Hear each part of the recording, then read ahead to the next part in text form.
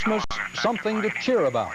9 days and 25,000 miles after taking off on its history-making broken field run of a flight, Voyager touched down this morning on the California desert, the first airplane ever to fly around the world without refueling. Good evening, this is the CBS Evening News. Dan Rather reporting. Forget just for a time the bleak prospect of the Iran-Contra scandal unraveling in Washington. This is a day for America to celebrate and remember. This is the day Voyager flew into the brilliant light of history. CBS News correspondent David Dow reports. Voyager and its crew appeared in the California skies after surviving one final bump on their route to history. A fuel pump problem that shut down the rear engine and left them dropping without power for 5 minutes until pilot Dick Rutan finally restarted both engines. I must admit it has been times during this flight. I did not think it was going to be successful. Rutan and co-pilot Gina Yeager took several victory laps in the spindly experimental plane built with private funds and souvenir sales. The gear is down and locked. Thousands lined the lake bed at Edwards Air Force Base to cheer them in.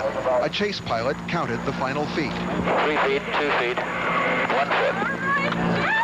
Congratulations, Dick. You really did it, boy. Around the world in 9 days and about 4 minutes, in a cabin so tiny that for the weary crew, just getting out was a major feat. How does one feel after spending 9 days in an airplane? Like a shower. Walking on wobbly legs, Rutan inspected the wingtip damage that on takeoff almost threatened the entire mission. After physical exams, they reappeared to tell of other threats to their flight.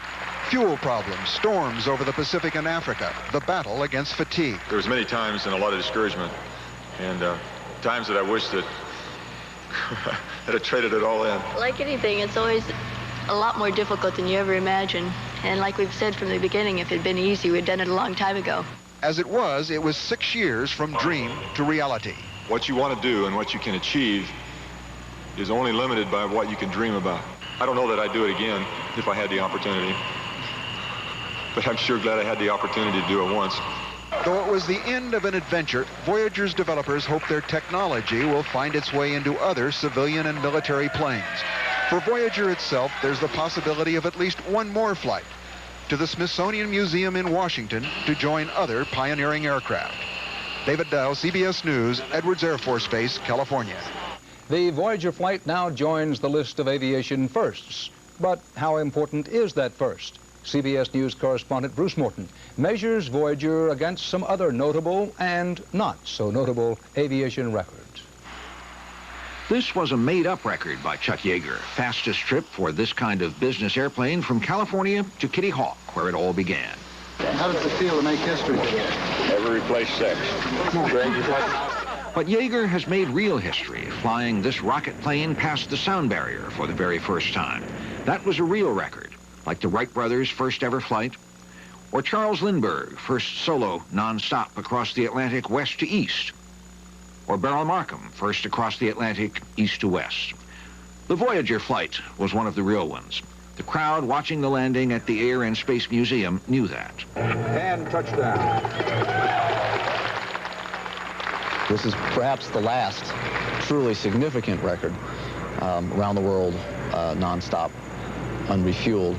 The previous holder flew less than half as far, but much faster, in a U.S. Air Force B-52. The records are made to be broken, and this one stood for almost 25 years. Why do they do it? For adventure, some say, or because it's there to do, or for other reasons. Paul McCrady's human-powered plane won a big prize for flying across the English Channel. In the case of the Gossamer Condor and the Gossamer Albatross, human-powered airplanes did it for the money. What drives the world record holder is a very difficult problem, but fundamentally I've met hundreds of them. They've got one thing in common. They're extraordinarily stubborn. Is this the end of major records? Maybe for atmospheric flight, but not for flight. We've got to get to Mars first. We've got to get some samples from Halley's Comet when it comes round in the year 2061. As soon as somebody stops breaking records, then that's a world I don't care to live in. Young people come here every day and lift their eyes to the old planes and the newer rockets. And some of them surely think, that's where I want to go. Out there, further than anyone. Out there beyond. Bruce Morton, CBS News, Washington. The United States of America's first MX missile group is now fully operational, the first addition to the U.S. land-based nuclear arsenal in 16 years. The Defense Department said today that 10 of the multi-warhead nuclear missiles are now on full alert under the Wyoming plains. Still in doubt, the future of the MX and President Reagan's plans to spend billions of dollars to build more MXs and deploy them on railroad cars. The world-famous dissident Andrei Sakharov, father of the Russian H-bomb, is back in his Moscow home tonight. He's back at work at the Physics Institute, where he launched his career. In Moscow, CBS News correspondent Wyatt Andrews has more on Sakharov's return. Sakharov got off the train in Moscow as if his 7 years in exile never happened. In fact, the issue that got him banned to the city of Gorky in the first place, Afghanistan, was one of his first subjects. Holding court in a swarm of foreign news reporters, he called Afghanistan the most painful part of Soviet foreign policy and called on Soviet leaders to end the conflict. I hope that more decisive measures will be taken to stop this tragedy. He was even more outspoken on the issue of Soviet prisoners of conscience, complaining that former dissident Anatoly Marchenko died while still in a Soviet prison just 2 weeks ago. My thoughts have grown more tense and more tragic, because who will die next? This is not permissible for our country. To many, Sakharov has returned to freedom as a savior. He says he will speak on behalf of the family of Ludmila Yevsukova, whose father was sent to a mental hospital this summer, the family claims, for the crime of wanting to leave the Soviet Union. For us, Sakharov's attention to our family is a great hope. Sakharov's friends and relatives say it is true to his character that Sakharov would leave 7 years of exile unchastened and unrepentant about his sharp tongue and commitment to his cause, and now in effect announcing that he is about to test just how tolerant Soviet authorities have become. It's clear the Soviets themselves want to use Sakharov's return to symbolize emerging freedom inside the Soviet Union and to deflect human rights criticism from abroad. His return from exile was reported in most official media last weekend. The irony is that the man who Mikhail Gorbachev released to show that things aren't so bad walked into freedom today with an indictment of how bad he thinks things are. Wyatt Andrews, CBS News, Moscow. Dissident Soviet physicist Yuri Orlov is also getting back to work in the United States. It was announced today in Ithaca, New York, that Orlov will be doing nuclear research at Cornell University. Orlov was freed 2 months ago. Later tonight on the CBS Evening News, a report on fallout from the hard times in the nation's oil economy, and you'll see pages from this year's Christmas scrapbook as America celebrates the holiday. Oh, new action himself. President Reagan today again asked Congress for what he called full disclosure of what witnesses are telling Congress about the missiles for the Ayatollah cash and gun runnings deception run out of the White House. The president did this as the latest witness summoned to Congress today took the fifth and stonewalled again. CBS News correspondent Terry Smith reports. In another public call for the full facts on the Iran-Contra connection, President Reagan urged the Senate Intelligence Committee to turn over the results of its secret hearings. Mr. Reagan said he would declassify the material and make it public. To be sure, that report will not have all the answers, but it will be the most complete statement available. And I call on the committee to release it so the American people can judge for themselves. Mr. Reagan made a similar request to the committee in writing a week ago, and at least one Democratic member seemed skeptical about the president's approach. Why he would want this committee's report to tell him what happened in his own White House is beyond me. But the president insisted that he still doesn't know the whole story. All of these indications that maybe I know more than I'm talking about, I'm trying to find out, too, what happened.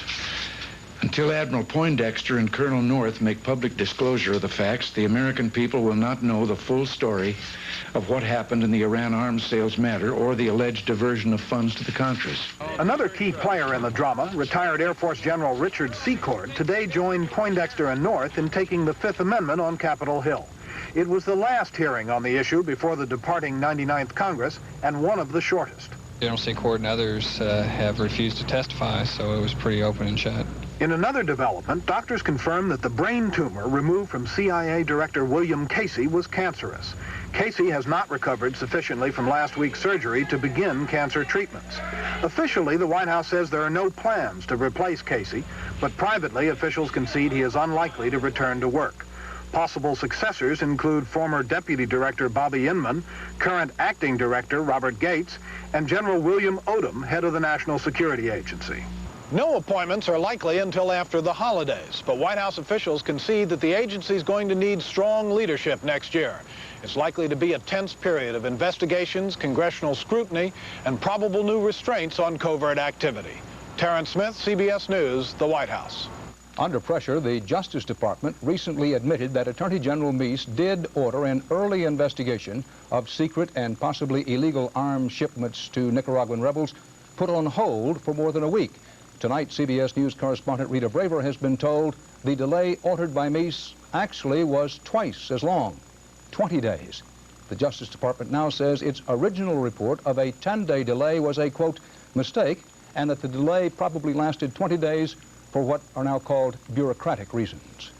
Reagan administration officials are putting out word that the president's new budget will, for the first time during the Reagan years, specifically try to address the problem of homeless people and call for a $100 million package of aid for them.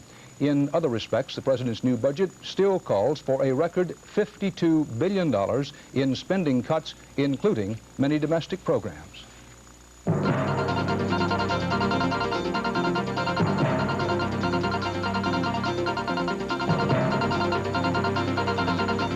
Today reported that orders for so-called big-ticket durable goods jumped 5.9% in November. That's the biggest increase in more than 2 years.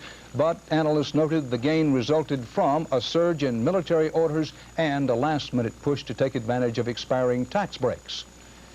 The decline in oil prices has pushed unemployment up in Louisiana and all but shut down that state's drilling industry.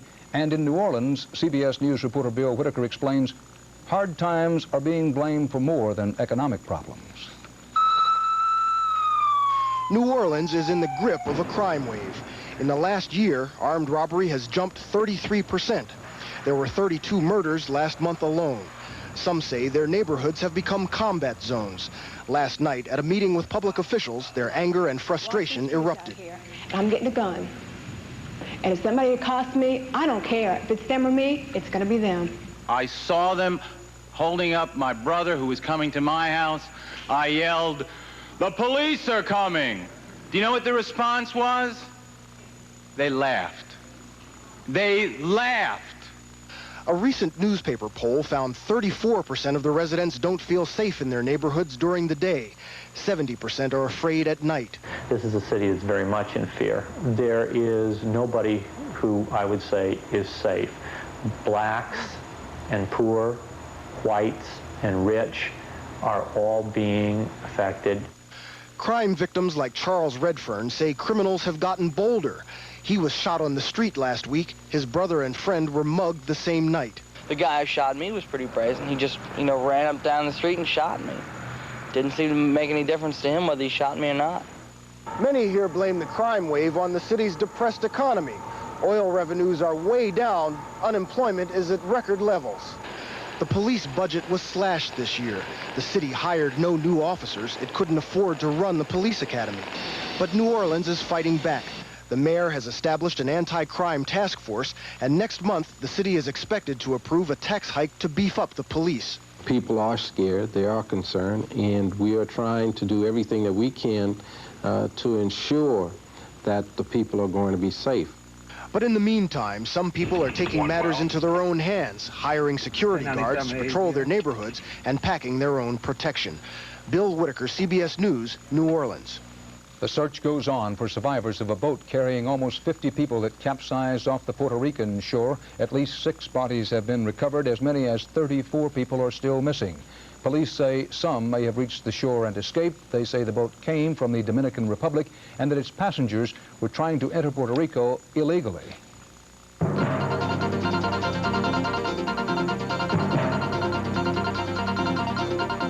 Just past Broadcasting Greyhound Corporation today said it will sell almost all of its interstate bus operations to an investor group for more than $350 million. The company said its decision to sell was triggered by rejection of a new contract by union workers earlier this month.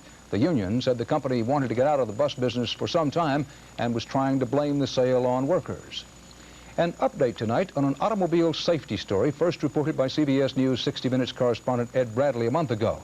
The federal government is now asking for recall and repair of up to 250,000 Audi Model 5000 cars. This is a government request for a recall, not an order, at least not yet. CBS News correspondent Bob Schieffer reports what the problem is.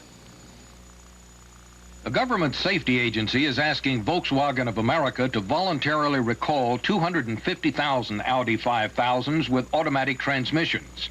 The action comes after reports of more than 400 accidents, hundreds of injuries, and 4 deaths due to sudden, unexplained acceleration, which caused the cars to rocket forward or backward at times when drivers said their feet were on the brakes or when the driver shifted gears. During a recent 60 Minutes investigation, Dr. Henry Sapphire described the terror he experienced during one incident. I proceeded to go through the back of the garage into my pool. I landed up over my diving board. The only thing that stopped the automobile from going into the next county was that the back wheels of it impinged on the diving board stanchion. The government has already launched an investigation, and while the recall is not mandatory, transportation officials notified the company today that a safety-related defect may exist and can result in accidents, injury, and deaths. Volkswagen has argued from the beginning it can find nothing wrong with the car. The drivers are simply mistaking the gas pedal for the brake. But today, experts at the Center for Auto Safety scoffed at that, calling for tougher action. The problem is with the car, not the drivers, but Audi is attempting to pass off the problem on to the owners that we think the Department of Transportation has given Audi a little Christmas present here. After last month's CBS News report, the company mounted an ad campaign saying unintended acceleration was an industry-wide problem, and the company was looking for answers. Today, a spokesman said Audi was already making some of the corrections the government suggested, adding work would start on older models as parts became available. Bob Schieffer, CBS News, Washington. At least 7 people were injured today when an oil tank exploded in the community of Alsip, south of Chicago. Officials said flames and smoke climbed more than 100 feet into the air at the Martin Oil Company. Cause of the blast not immediately known. In Chicago itself today, a pre-Christmas calamity of sorts. CBS News reporter Gary Reeves has that story. Much of Chicago was in the dark this morning as a power failure left the city's main shopping district blacked out, with only 2 shopping days left before Christmas. This is probably the worst thing that could happen for us because these are the 2 busiest days of the year. At Suzette Callahan's pastry shop, they baked by candlelight and used the Chicago morning to keep the custard cool. The electric company says fog caused a short circuit at this substation, forcing city dwellers back into the dark ages. We're all so modern here in this condo building. Nobody's got flashlights, batteries, anything. It affected the homes of 100,000, but made getting to work tough for millions. The subways ran, but the downtown stations were pitch black. And at darkened high-rise buildings, people with flashlights had to lead their coworkers up the stairs. I walked down 25 flights of stairs in my apartment building to get here.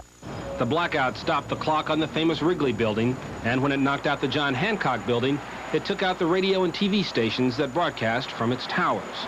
But by late afternoon, most of the city was back online. Even Santa Claus was late for work, but at least he had an excuse. Yeah, but thank God that Rudolph's nose isn't run by Commonwealth Edison. Tonight, with the power back on, Chicago Christmas shoppers are making up for lost time. Gary Reeves, CBS News, Chicago.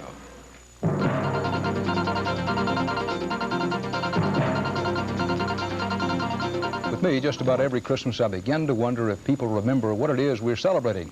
And then, just about every Christmas, one is reminded that what we are celebrating is the gift of love. CBS News correspondent David Browning has this year's holiday sampler.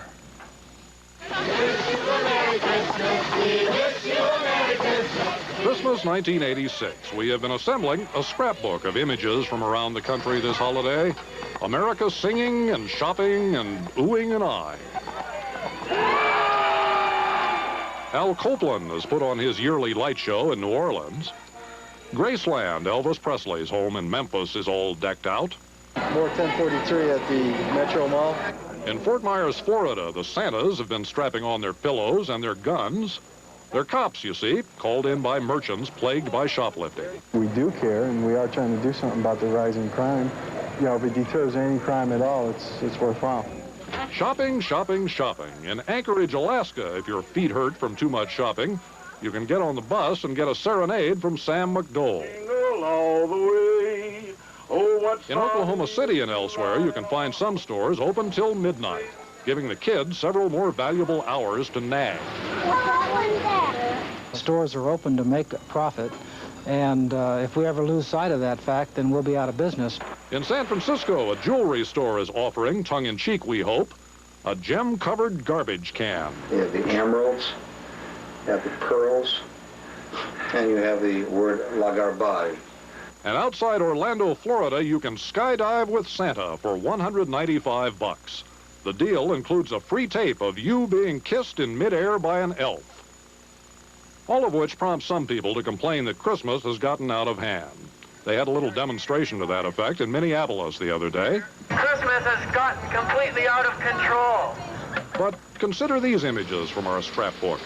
The volunteers in New York who will spend the holiday, as they do every day, taking meals to AIDS patients too sick to leave home. Every moment is a gift to them. That's their gift to us, that they've given us that knowledge that each day is a precious gift. And consider the people in Phoenix who take food and clothes and whatever they can spare to the homeless out on the edge of town. Might help keep you warm during the... Okay.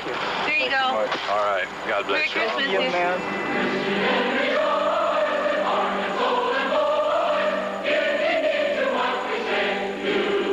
Christmas 1986. Carols, commercialism, compassion. All those things. An American scrapbook. David Browning, CBS News, Los Angeles. And that's the CBS Evening News. Dan Rather, thank you for joining us. We hope to see you here Christmas Eve.